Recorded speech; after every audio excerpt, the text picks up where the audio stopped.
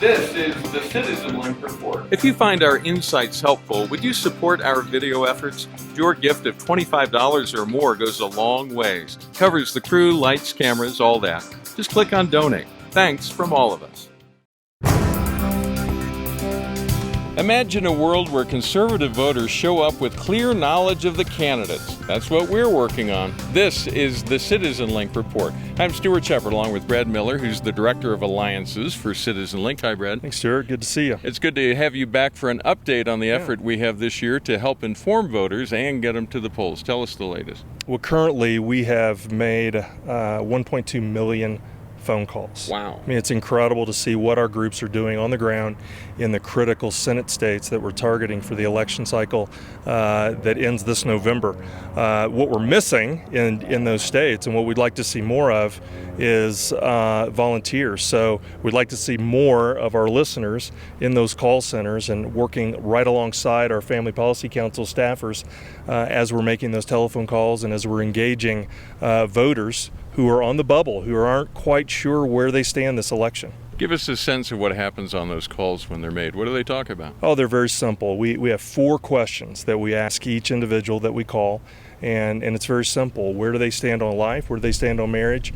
And if the election were held today, who would they vote for? We usually throw in one other question that's specific to that state, but only 4 questions in the survey, and we get a great response. I mean, we've had well over 100,000 people respond to those surveys, which is really helping us to identify the exact type of voter that we need to target as we get closer to the election for education, so that we can let them know exactly where the candidates stand on the issues. And it's critical because in this day and age where big data is king, we're able to now utilize our family policy councils and our partnership with them to identify just the right people to target in conversations as we lead up to the election. And what we found is in previous election cycles when we've done this is if you just lay out this candidate stands for this and this candidate stands for that. That's right. They're motivated not just to be engaged in the election but actually show up and vote on election day. Well, that's exactly right. And people are so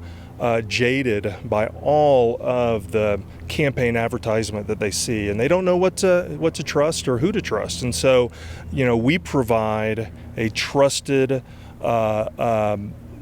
gentle, but direct response to those ads by just giving the facts, just giving the truth. And so our folks tend to respond. When I say our folks, these are people who are just like you and me. I mean, they are pro-life, they are pro-marriage, but they're unaware of where the candidates stand. And if they knew that, then they would vote, and they would likely vote for the candidate that most closely resembles them.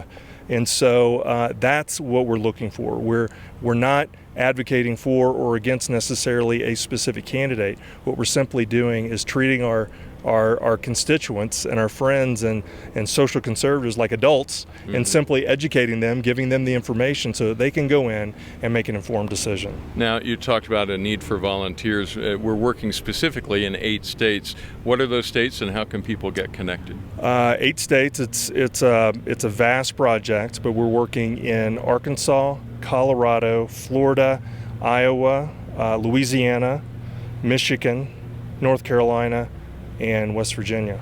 Yeah, right. And how can people get in touch with those folks? On our website, we have a page dedicated to our family policy councils. All of the contact information is there. These are great folks. It's going to be a nice phone call that you have with them, and they will willingly take you into their fold and plug you into a call center or to volunteer activity that's closest to you. All right, very good. Any other encouragement you want to give our folks before I let you go? Well, one anecdote, and it's a wonderful story. We've had great folks coming in and out of our volunteer centers, making phone calls. In North Carolina, in particular, we had a gentleman who came in and he showed up. He's blind, but he asked if he could make calls even though he's blind, and he's been one of the most regular callers that we've had in all of the call centers across the country. And so if he can do it, anyone can do it, and I would encourage any one of our constituents to do the same. All right, very good. Thank you, Brad. You're welcome. Thank you, Stuart. And thank you for watching. You can always write to us at mail@citizenlink.com. We do encourage you to pray for the family policy councils around the country. They do really important work, good work at the state level, and we're associated with more than 35 of those around the country. Again, you can find those on our website. And remember, stand tall and be heard.